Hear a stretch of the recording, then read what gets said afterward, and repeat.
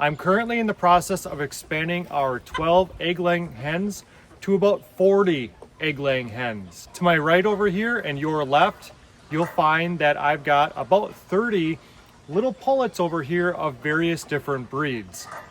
Currently, these 4-month-old hens are living in this chicken tractor, which works out great considering that they're not laying eggs right now.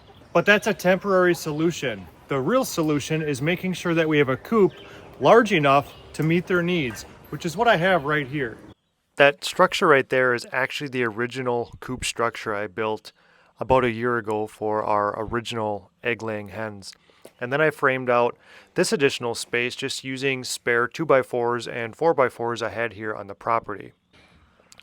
I use conventional lumber sizes usually that are very, very easy to work with, like 4x8, 4x10, so on and so forth, because it's just so quick to put things up. This structure right here is 4x8, and in order to work on it, I want to make sure that I cut away the fence for easy access. Just makes it a lot easier than going around the chicken run. After I get the chicken coop floor kind of situated, I want to remove this door because that gives you access to the old coop connected to the new coop. It's just basically like adding on to your house, except now I'm adding on to a chicken coop instead. For framing, I use simple 2x3s. I prefer that over 2x4s because they're lighter, cheaper, easier to work with. Plenty strong for a chicken coop. And to hold things in place, I just use a finish nailer. I'll go back later and screw them in tighter for a stronger connection. You can see I just have 3 vertical posts here, and that's plenty. I have to keep in mind where the nesting boxes are going to go on the outside of the chicken coop or the chicken run. The back wall is up. What I like to do when I put up plywood walls is tack in a couple of drops right there. That way you can set the plywood up one person and the plywood stays in place. For the roof up here, these joists, I didn't have any 2x2s, but I've got some rough cut 2x6s and a couple of 2x4s that I'll put up there to support the roof.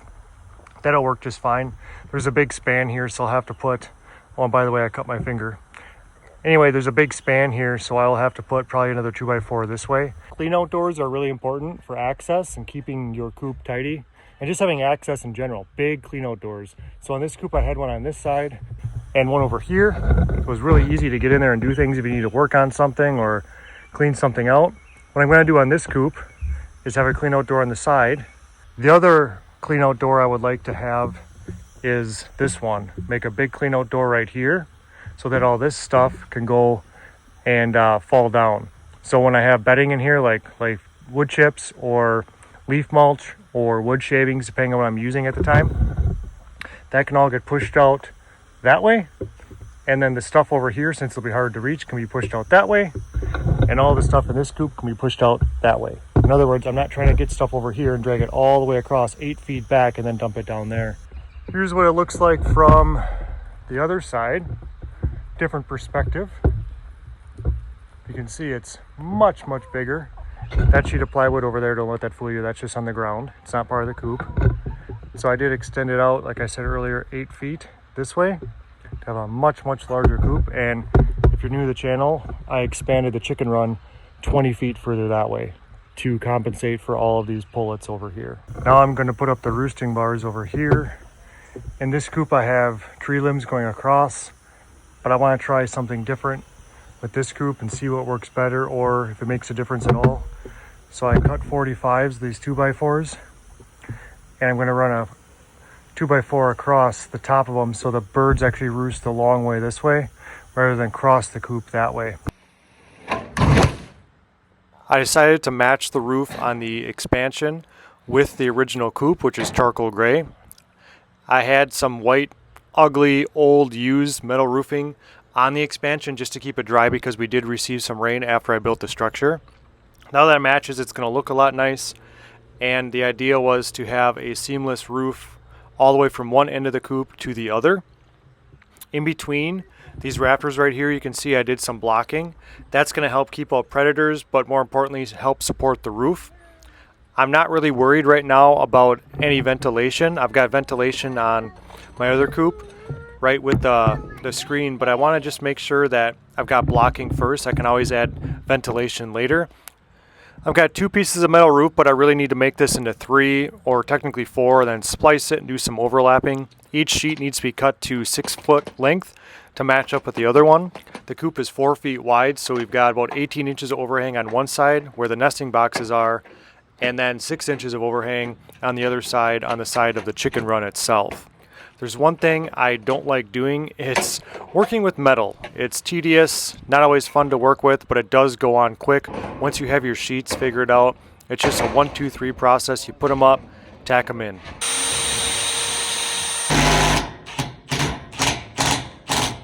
Now that the roof is put up and everything should be dry, we can talk about getting some hardware for the doors figured out. I just use outdoor hardware for like putting up a fence or something.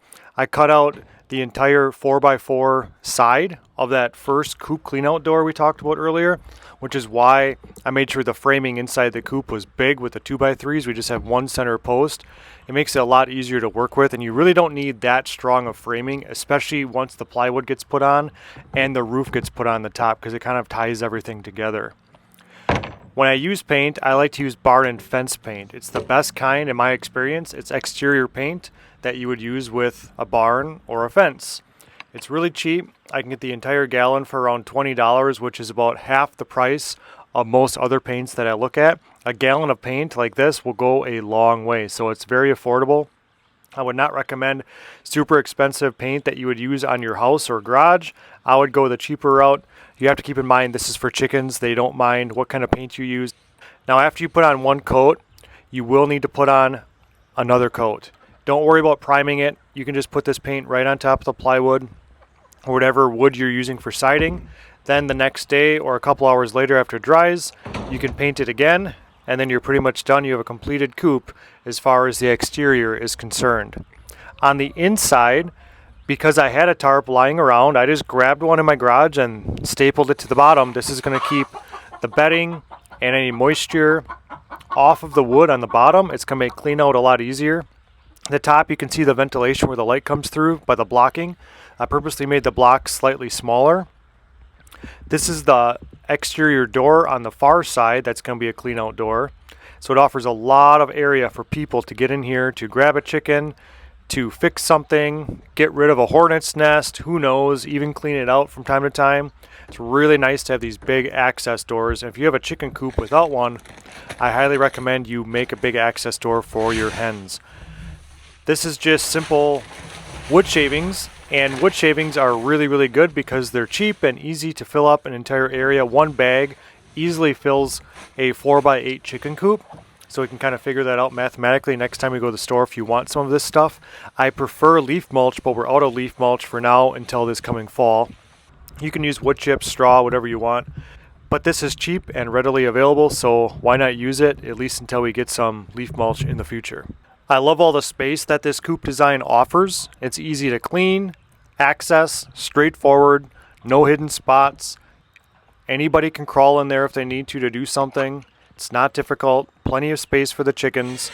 You have to keep in mind chickens only go into their coop to lay eggs and to be safe at night. It's very simple to install doors. You can put them wherever you want. You're not stuck with putting a door only in one particular location. Very cheap exterior locks like this one can be found for $1 or $2 at any hardware store or building store. This is the far exterior door and also the original door on the original coop. I had to put the latch down a little bit because it wasn't lining up with the outside of the coop and was not creating a nice connection for the locking. You'll notice that I did not put any nesting boxes on that right side yet. The chicks are about a month or 2 at least away from laying, so I'll cross that bridge when I get there. But for now, I think this will work well. So there you have it, folks. We've got the expanded chicken coop right over here. We're looking forward to having all of our chickens use this coop rather than this split setup that we're currently using right now. It's going to be much more efficient and much easier going forward. By the way, if you're wondering if 32 square feet, which is the expansion, and 20 square feet combined is large enough for around 40 hens, it probably is. And if it's not, I'll just expand the coop on the other side. We'll test it out for a few weeks. If it's overcrowded, you can always make it bigger.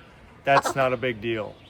Thank you so much for watching. I appreciate your time and attention. If you would like to know more about this coop, the original coop in this chicken run, click down below in the description. That'll give you a little backstory of how this whole thing started to begin with. Thanks for watching.